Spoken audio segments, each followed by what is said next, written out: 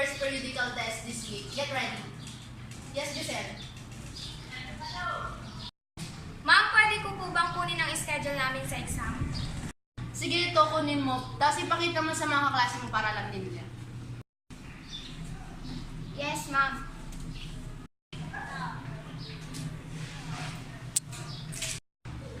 Mga classmates, ito ang schedule natin para sa susunod na pagsusunod.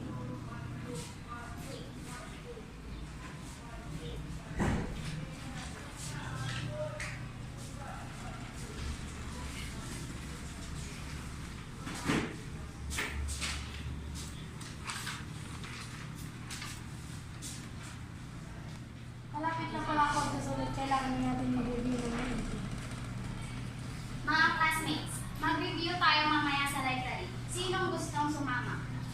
Ako sasama. Susama rin ako.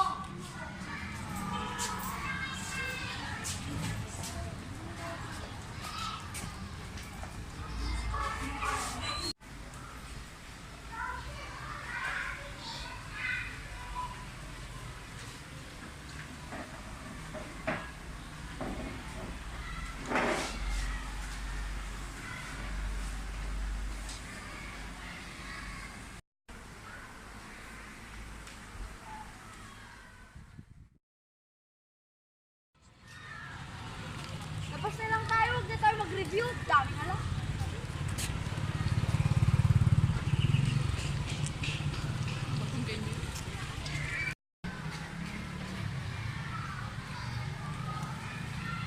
Hali kayo mga tol. May sasabihin ako. Ano yun, Erica? Jael, kunin mo yung answer sheet sa ibabaw ng mesa ni Ma'am Loida. Sige, abangan ko siya.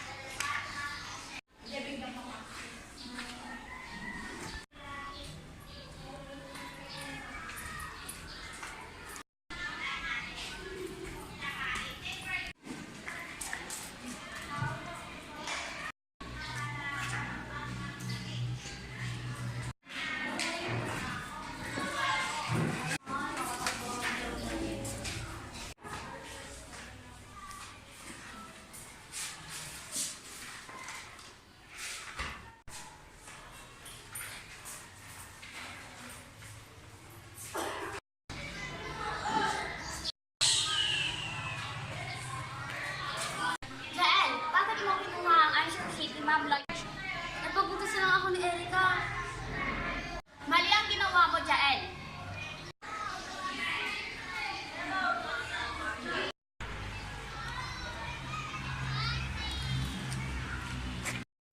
Mali ang ginawa mo, Erica. Bakit mo nagawa yun?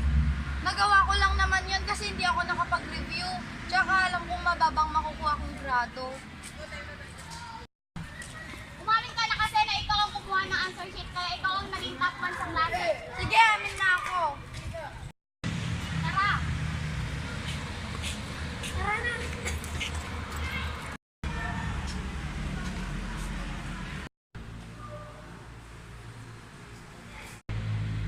Ma'am Loida, may aminin po ako. Ako pong nagpakuha ng answer sheet kay Jael, kaya ako pong nakakuha ng pinakamataas na grado.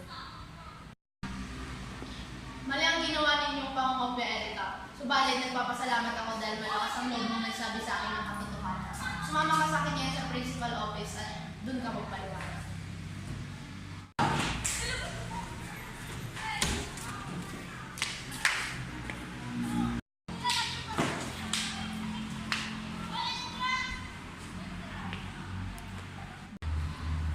Anong kaso nyo? Ba't kayo nandito?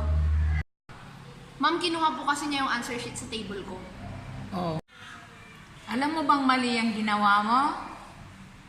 Sorry po ma'am, nagawa ko lang naman po yun kasi hindi po ako nakapag-review. Sorry po talaga.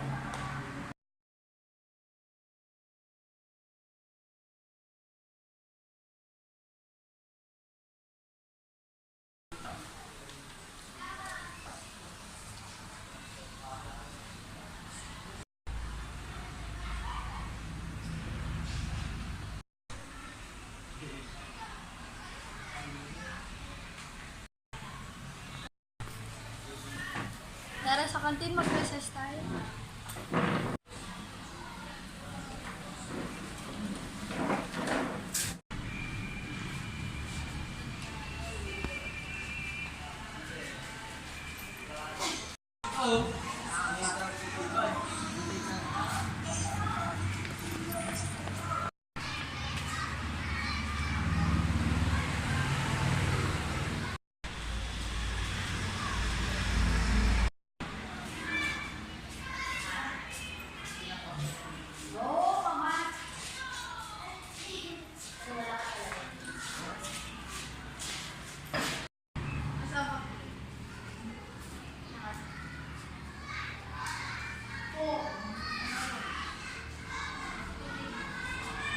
Bili po ako. Local tingin ko. Hawaii. Tapos may isang naman. Ito talaga yan.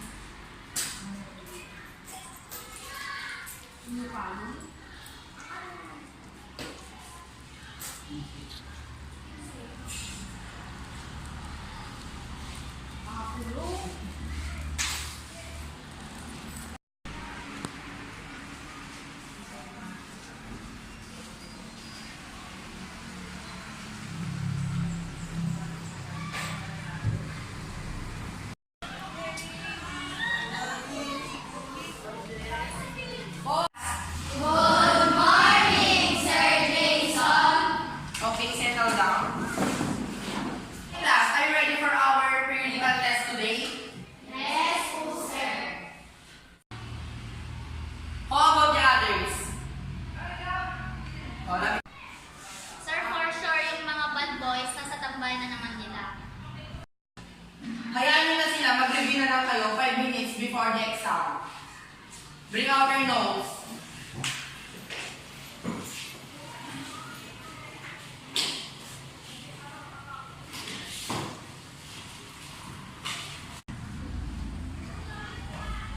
Okay, no cheating ha. Wala mag-cheat dito sa exam. Kung hindi na ako mag-cheat, kukunin ko agad yung paper niya, okay? No, sir.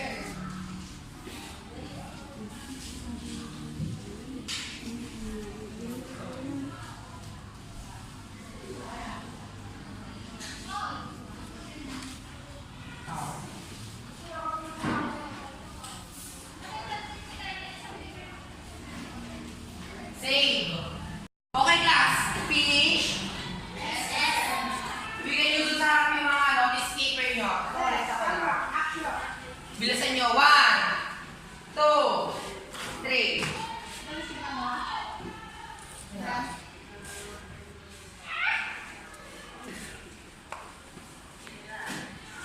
Save. Kasi na malalaman ang resulta ng test nyo.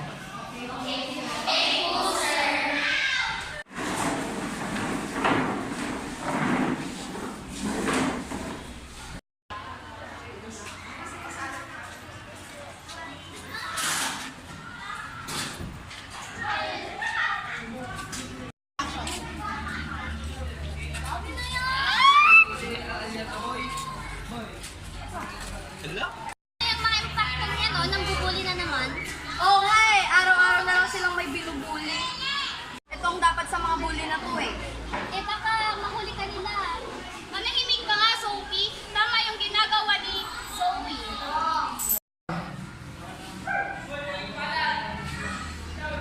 Ang kaliyahan mo, Pishikawa. Ma'am, gusto lang po sana na may isubok tong dalawang to kasi lagi na lang po silang nambubuli ng walang dahilan.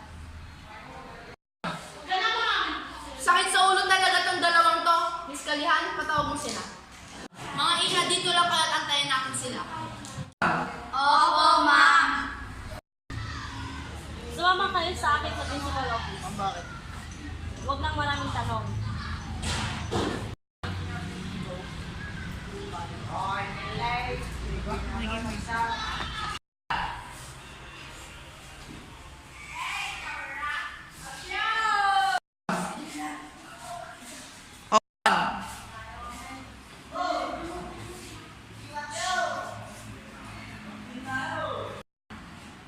Ano itong nababalitaan ko? Nambubuli na naman daw kayo.